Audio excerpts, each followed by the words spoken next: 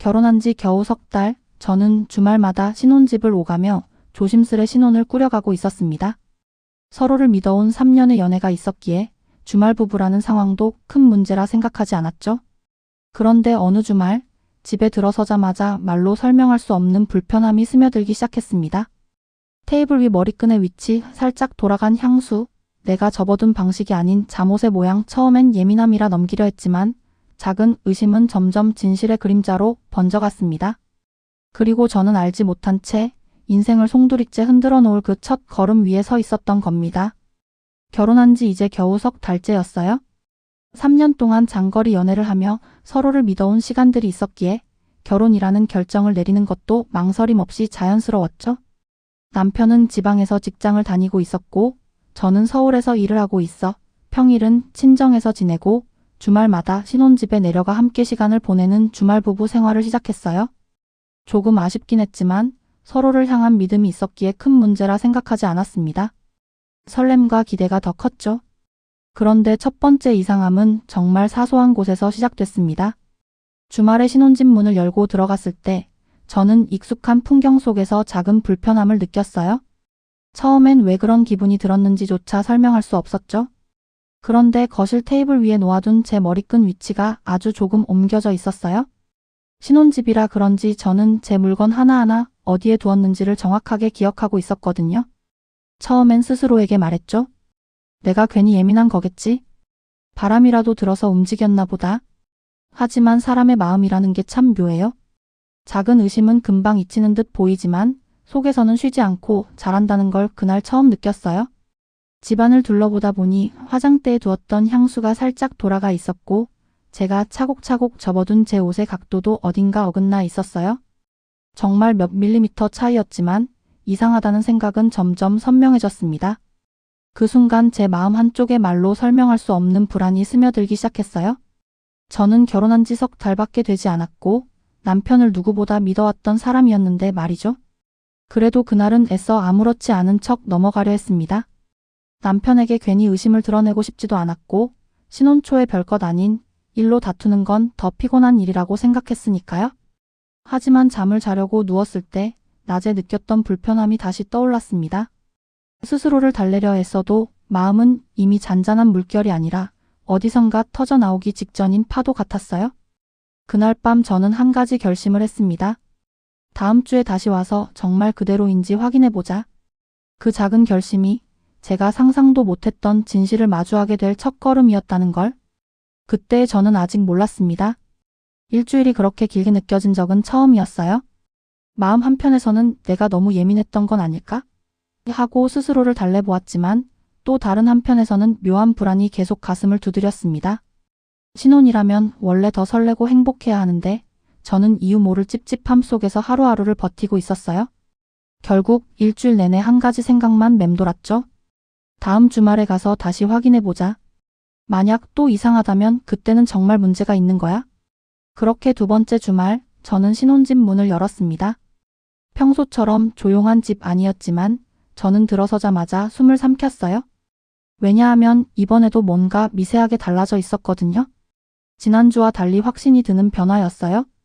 제가 꼭 맞춰두었던 명품 가방들의 방향이 달라져 있었고 화장대 위에 놓아둔 향수병들이 제가 두었던 위치보다 오른쪽으로 조금 밀려 있었습니다. 이번엔 정말 아니야? 제 심장은 빠르게 뛰었고 손끝이 살짝 떨리기 시작했어요. 머릿속에서는 수없이 많은 가능성이 스쳐갔습니다. 남편이 청소하다가 옮긴 걸까? 아니면 급하게 무언가 꺼내려다 실수로 그랬을까? 하지만 제 내면의 목소리는 다른 말을 하고 있었어요. 아니야. 이건 누군가 살짝 만졌던 흔적이야. 그러다 가장 충격적인 건 침실에서 발견됐습니다. 옷장을 열고 정리된 잠옷들을 살펴보는데 그중 하나가 유독 다르게 느껴졌어요. 제가 마지막으로 접어둔 방식과 모양이 분명히 아니었고 촉감까지 어딘가 낯설었죠. 누가 입은 건가? 이 생각이 스치자마자 온몸이 서늘해졌습니다. 결혼 3개월 차 신혼집에서 이런 의심을 해야 한다는 사실 자체가 믿기지 않았어요. 저는 그 자리에서 한참 동안 멍하니 서 있었습니다. 머리는 혼란스러웠지만 마음은 이미 결론을 내린 것 같았어요. 이건 우연이 아니야. 분명 무언가 있다. 하지만 바로 남편에게 따져 물을 용기는 없었습니다. 증거는 없고 느낌만으로 문제를 키우고 싶지 않았거든요. 혹시라도 제가 잘못 판단한 거라면 돌이킬 수 없는 상처를 남길까봐 두려웠습니다. 그러나 한 가지는 분명해졌어요. 이 상황을 더는 기분 탓이라고 넘길 수 없다는 것. 그리고 저는 조용히 마음속으로 다짐했어요. 다음에는 반드시 진실을 확인하자. 그때부터 제 마음속에는 두려움과 결심이 동시에 자리 잡기 시작했습니다. 그리고 그 결심은 곧 제 인생을 송두리째 흔들게 될 진실로 이어지게 됩니다. 두 번째 주말을 보내고 돌아온 뒤 저는 거의 잠을 이루지 못했어요. 억지로 눈을 감아도 머릿속에서는 신혼집의 장면들이 계속 반복됐어요. 조금씩 방향이 바뀐 물건들, 그리고 가장 잊히지 않는 누군가 입은 것 같은 내 잠옷. 이 모든 게 우연일 수 있을까? 아무리 생각해도 아니었죠. 하지만 막상 남편에게 직접 묻자니 겁이 났어요. 혹시라도 내가 잘못 본 거라면? 괜히 신혼 초부터 싸우는 건 아닐까? 그런데 더 무서운 건 만약 정말 사실이라면? 내가 모르는 다른 진실이 있다면? 이 생각이었습니다. 결혼한 지 3개월밖에 안 된 신혼인데 벌써 이런 고민을 해야 한다는 사실 자체가 마음을 찢어 놓았어요. 그러던 중 저는 한 가지 방법을 떠올렸습니다. CCTV. 남편과 제가 살고 있는 아파트는 공용구역에 CCTV가 설치되어 있었어요. 평소엔 귀찮아서 신경조차 쓰지 않았던 것들이 그때는 유일한 희망처럼 느껴졌습니다. 하지만 아무 이유 없이 CCTV를 보여달라고 할 수는 없었기에 저는 관리사무소를 찾아가 최대한 자연스럽게 말했습니다. 저 택배가 하나 없어졌어요. 혹시 CCTV 확인이 가능할까요? 사실 택배가 없어진 적도 없었고 그 말은 완전한 거짓이었지만 그만큼 저는 더 이상 감으로 불안한 나날을 보낼 수 없었어요. 관리사무소 직원은 별 의심 없이 CCTV 화면을 열어줬고 저는 숨을 고르며 영상을 확인하기 시작했습니다. 처음엔 아무것도 없었어요. 엘리베이터만 오르내리고 택배들이 쌓였다 사라지는 평범한 모습. 그런데 어느 순간 화면에 익숙한 사람이 나타났습니다. 남편이 신혼집으로 걸어 들어가고 있었어요. 그리고 그 뒤를 한 여자가 따라가고 있었습니다. 그 여자는 남편과 자연스럽게 대화를 나누며 마치 그 집에 익숙한 사람처럼 문을 함께 열고 들어갔어요. 그 모습이 너무 자연스러워서 오히려 더 비현실적으로 느껴졌습니다. 그 순간 저는 숨이 턱 막히는 것 같았어요. 몸이 굳고 손끝은 얼음처럼 차가워졌고 심장은 미친 듯이 뛰었습니다. 설마 아닐 거야?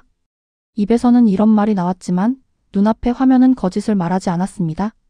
제가 잠깐 자리를 비운 사이 제가 없는 주중의 시간 동안 남편은 다른 여자를 신혼집에 들였습니다. 그 장면을 보는 순간 제 세계는 조용히 그리고 완전히 무너졌습니다. 관리사무소 직원은 제 표정을 보며 이상함을 느꼈는지 괜찮으세요? 라고 물었지만 저는 아무 말도 할 수 없었어요. 입안에서 모든 말이 돌처럼 굳어버렸고 눈물만이 천천히 고여 올랐습니다. 그날 저는 처음으로 확신했습니다. 이건 단순한 오해가 아니다. 내가 마주한 건 진실의 그림자다. 그리고 그 진실은 앞으로 제가 감당해야 할 더 큰 고통의 시작에 불과했습니다. CCTV에서 남편과 어떤 여자가 신혼집에 들어가는 장면을 본 이후 저는 집으로 돌아오는 길 내내 아무 말도 할 수 없었어요. 갑자기 세상이 너무 조용해졌고 제 심장은 제멋대로 뛰고 머릿속은 텅 빈 것 같기도 수백 가지 생각이 동시에 터져 나오는 것 같기도 했어요. 저 여자는 누구일까? 왜 우리 집에? 언제부터였을까? 아무리 생각해도 답이 없는 질문들만 쌓여갔습니다. 하지만 아무리 무서워도 더 이상 모르는 척할 수는 없었습니다. 신혼집에서 물건들이 어딘가 조금씩 바뀌어 있던 이유가 이제는 너무나 명확하게 연결되고 있었으니까요. 며칠을 고민하다가 결국 저는 남편에게 말을 꺼냈습니다. 혹시 요즘 우리 집에 누가 온 적 있어? 제 목소리는 떨리고 있었고 남편은 그 떨림을 알아채기라도 한 듯 잠시 말을 잇지 못했습니다. 그리고 그 침묵이 저는 더 무서웠어요. 정말 아무 일도 없었다면 사람은 이렇게 오래 침묵하지 않거든요. 남편은 처음엔 얼버무리려 했습니다. 아니 그냥 회사 사람이 잠깐? 그 말도 더는 들리지 않았어요. 저는 이미 모든 것을 알고 있었으니까요. CCTV에서 봤어? 당신이 다른 여자랑 우리 집에 들어가는 거. 그 말을 내뱉는 순간 제 심장은 찢어지는 것처럼 아팠습니다. 그런데 남편은 오히려 한숨을 크게 내쉬며 자포자기한 표정을 지었습니다. 그리고 그 한마디가 제 마음을 완전히 무너뜨렸습니다. 그 사람 예전에 사귀던 사람이야? 예전에? 그 말은 남편의 과거가 아니라 현재 이야기였습니다. 남편은 이어서 털어놓았습니다. 한때 사귀었던 회사 동료였는데 헤어진 뒤에도 완전히 감정이 정리되지 않은 상태였다고? 그리고 제가 남편과 연애를 시작할 때쯤 다시 연락이 닿았다고? 그녀와 남편은 다시 눈이 맞았고 남편은 제게 프러포즈를 하면서도 그 여자를 완전히 끊지 못했다고? 저는 그 말을 들으며 숨조차 제대로 쉴 수 없었습니다. 그러면 나는 뭐였어? 제 질문은 거의 속삭임에 가까웠어요. 남편은 아무 말도 하지 못했습니다. 저는 결혼이 이런 의미일 줄 몰랐습니다. 서로에 대한 믿음, 함께 만들어갈 미래, 가족이라는 울타리. 이 모든 게 제겐 너무 소중했는데 남편은 그 신뢰를 결혼 석 달 만에 무너뜨린 게 아니라 애초에 결혼을 시작할 때부터 진심이 아니었던 거죠. 그 순간 저는 깨달았습니다. 제가 의심했던 건 감정의 예민함이 아니라 여성의 직감이었습니다. 그리고 그 직감은 남편의 배신이라는 참혹한 현실 앞에서 날카로운 진실로 변해버렸습니다. 결혼 3개월 차 신혼부부라면 당연히 행복하고 안정감을 느껴야 할 시기인데 저는 그 시기에 가장 깊은 절망을 맛보고 있었습니다. 내 남편은 도대체 언제부터 나를 속이고 있었던 걸까? 이 질문이 마음속에서 끝없이 울렸습니다. 그리고 저는 알았습니다. 이 배신은 이제 막 시작일 뿐이라는 것을. 남편의 입에서 그 사람은 예전에 사귀던 여자야라는 말을 들은 날부터 저는 사실상 아무것도 할 수 없었습니다. 머리로는 이미 진실을 알고 있었지만 마음은 그 진실을 받아들일 준비가 되어 있지 않았어요. 마치 갑자기 벼락을 맞은 것처럼 몸은 멀쩡한데 정신만 까맣게 타버린 느낌이었어요. 눈을 뜨는 것조차 힘들었고 밥을 먹는 것도 회사에 가는 것도 평소 하던 일상의 모든 행위가 낯설어졌습니다. 왜 내 인생이 이렇게 되어버린 걸까? 이 질문이 머릿속을 떠나지 않았어요. 저는 처음으로 술을 가까이 하게 됐습니다.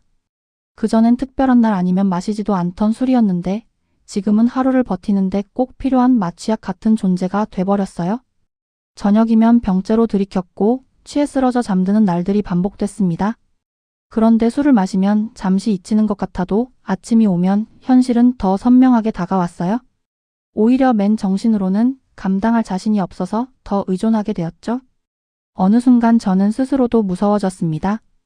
소리를 지르며 울다가 갑자기 웃음이 나오고 그러다 또 바닥에 주저앉아 엉엉 울게 되는 날들이 이어졌어요.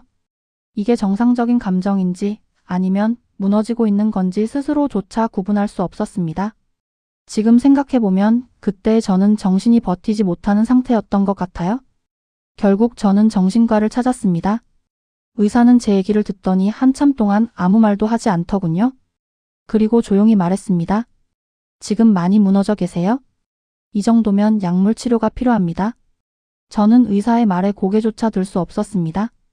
결혼한 지 석 달 된 신혼부부가 행복해야 할 시기에 정신과 약을 먹고 살아가야 하는 현실이 너무나 비참하게 느껴졌어요.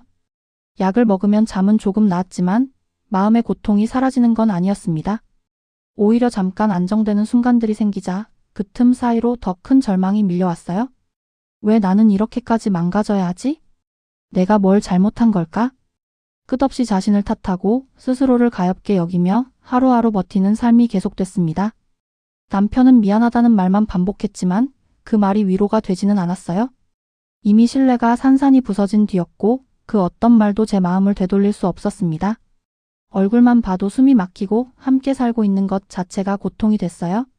하지만 가장 힘들었던 건 앞으로 어떻게 살아야 할지 모른다는 사실이었습니다. 이혼을 하자니 결혼한 지 석 달이라는 현실이 너무 비참했고 그대로 참고 살자니 제 인생이 너무 초라해 보였어요. 저는 그때 처음으로 깨달았습니다. 배신은 단순히 관계를 무너뜨리는 게 아니라 사람 한 명의 정신과 일상을 송두리째 흔들어 놓는다는 것을.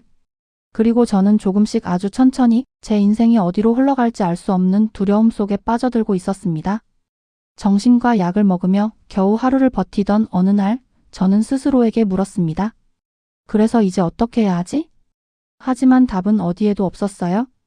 남편을 용서할 수도 그렇다고 바로 이혼할 수도 없는 그 중간에 갇혀 있었습니다. 결혼한 지 고작 3개월. 이 짧은 기간 동안 이렇게 큰 상처를 받았다는 사실이 너무나 부끄러웠어요. 남들에게 뭐라고 말해야 할지조차 막막했습니다. 부모님 얼굴이 가장 먼저 떠올랐어요. 저를 누구보다 아끼고 걱정하는 분들인데 나 결혼한 지 석 달 만에 이혼할 수도 있어요? 이 말을 어떻게 꺼낼 수 있을까요? 결혼식장에서 활짝 웃고 계시던 부모님의 얼굴이 떠올랐고 저는 그 자리에서 또다시 무너졌습니다. 부모님을 실망시키고 싶지 않았고 가족들에게 상처를 주고 싶지도 않았어요. 하지만 그렇다고 이 결혼을 이어가는 게 옳은 걸까? 이 질문이 제 마음을 계속 후벼 팠습니다. 남편은 미안하다며 변명에 가까운 사과를 반복했어요. 정말 마음이 흔들렸을 뿐이야. 이제 정리할게. 그러면서도 말을 아끼는 눈빛을 보면 그 여자를 쉽게 놓지 못하는 게 너무나 명확했습니다. 그런 사람과 남은 평생을 살아간다는 게 너무 끔찍하게 느껴졌어요. 하지만 반대로 이혼이라는 단어를 입 밖에 내보면 차갑게 가슴을 파고드는 두려움이 있었습니다. 이 나이에 이혼녀가 된다는 것, 사회의 시선, 주변의 뒷말. 그 모든 것이 저를 짓누르고 있었습니다. 사람들이 뭐라고 할까? 결혼한 지 석 달 만에 이혼했다고 하면 얼마나 창피할까? 이 생각들이 하루 종일 머릿속을 떠나지 않았습니다. 주말 부부로 지내며 서로를 위해 노력해야 할 시기에 저는 혼자서 결혼의 무게를 감당하고 있었어요. 남편의 배신이라는 큰 충격 앞에서 저는 갑자기 인생이라는 길 한가운데 홀로 떨어진 느낌이었습니다. 선택은 단 두 가지인데 둘 다 제 인생을 송두리째 바꿀 만큼 무거운 결정이었죠. 이혼을 하면 모든 게 끝날 줄 알았지만 새로운 시작을 해야 한다는 두려움이 컸어요. 그리고 참고 살자니 내 인생이 너무 불쌍하다는 생각이 지워지지 않았습니다. 그 어느 쪽도 나를 지켜주는 선택처럼 느껴지지 않았습니다. 그래서 저는 또다시 결정을 미뤘습니다. 생각할 힘도 판단할 여유도 없었어요. 하루하루 버티는 것만으로도 벅찼으니까요. 이 갈림길에서 저는 여전히 길을 찾지 못한 채 그저 멈춰 서서 두려움과 슬픔 사이에서 흔들리고 있었습니다. 시간이 조금이라도 해결해 줄 거라고 생각했어요. 하지만 상처라는 건 시간이 지나면 아물기는커녕 오히려 더 선명해지더군요. 며칠이 지나고 몇 주가 흘러도 제 마음은 제자리에서 한 발도 움직이지 못했습니다. 남편의 배신을 알게 된 그날 이후 제 인생은 멈춰버린 듯 했어요. 사람들은 시간이 지나면 괜찮아질 거라고 말하지만 그 시간이 대체 얼마나 필요하다는 건지 아무도 알려주지 않았습니다. 문득문득 남편의 말, 표정, 변명들이 떠올랐고 신혼집에서 울먹이며 서 있었던 제 모습이 자꾸만 떠올랐습니다. 결혼이란 평생을 함께하자고 약속한 거잖아요. 그런데 그 약속을 그렇게 쉽게, 그렇게 아무렇지 않게 저버릴 수 있는 사람이 제 남편이었다는 사실이 아직도 믿기지 않았습니다. 저는 그동안 결혼이란 서로를 지켜주는 울타리라고 믿었어요. 비가 오든 바람이 불든 함께 서 있기만 하면 괜찮아지는 어떤 안정감. 그런데 지금의 저는 울타리 바깥에 홀로 버려진 기분이었습니다. 평생을 함께하자고 손을 잡았는데 정작 저는 혼자 남아 이 찬바람을 맞고 있는 셈이죠. 주말 부부라는 이유로 서로 떨어져 지내는 상황이라서 더 들키지 않았다는 생각이 들면 심장이 쿵 하고 내려앉습니다. 만약 그때 내가 감각이 둔한 사람이었다면? 만약 물건들이 바뀐 걸 못 알아봤다면? 아마 저는 지금도 남편의 거짓 속에서 행복한 줄 알고 살고 있었겠죠? 그 사실을 깨닫는 것도 또 다른 상처였습니다. 요즘 저는 하루에도 수십 번씩 고민해요. 이혼을 해야 할까? 아니면 이 결혼을 어떻게든 이어가야 할까? 하지만 어느 쪽을 선택하더라도 저는 이미 너무 많이 다친 상태입니다. 마음은 지칠 대로 지쳤고 몸은 술과 약에 의존해 하루를 버티고 있어요. 나답게 사는 것도 미래를 생각하는 것도 너무 먼 이야기처럼 느껴집니다. 부모님 생각을 하면 가슴이 찢어지고 제가 겪는 이 현실을 주변 사람들이 알게 될까 두렵고 그렇다고 이 결혼을 유지하자니 제 자신이 너무 불쌍하고 초라하게 느껴집니다. 어쩌면 누군가는 결혼 3개월이면 다시 시작하면 된다고 쉽게 말할지도 몰라요. 하지만 제겐 이 3개월이 제 인생에서 가장 잔인한 시간이었습니다. 가장 믿었던 사람이 가장 아끼던 약속을 깬 순간이었으니까요. 그리고 지금 이 순간에도 저는 여전히 제 길을 찾지 못했습니다. 어둠 속 어느 갈림길에 서 있는 사람처럼 어디로 가야 할지 모르겠고 무엇이 옳은지도 모르겠어요. 그래서 오늘도 조용히 이렇게 말할 수밖에 없습니다. 나는 아직도 너무 힘들다. 진짜 어떻게 해야 할지 모르겠다. 남편의 배신을 알게 된 뒤 제 시간은 멈춰버린 듯합니다. 3달의 신혼이 이렇게 잔인한 상처가 되어 돌아올 줄은 정말 몰랐어요. 이혼을 하자니 너무 이른 결말 같고 참고 살자니 제 인생이 너무 불쌍하게 느껴집니다. 부모님 얼굴도 떠오르고 주변 사람들의 시선도 두렵고 어떤 선택을 해도 마음이 무너질 것 같은 갈림길에 서 있을 뿐입니다. 그래서 오늘도 이렇게 고백할 수밖에 없습니다. 나는 아직도 너무 힘들어요. 정말 어떻게 해야 할지 모르겠습니다.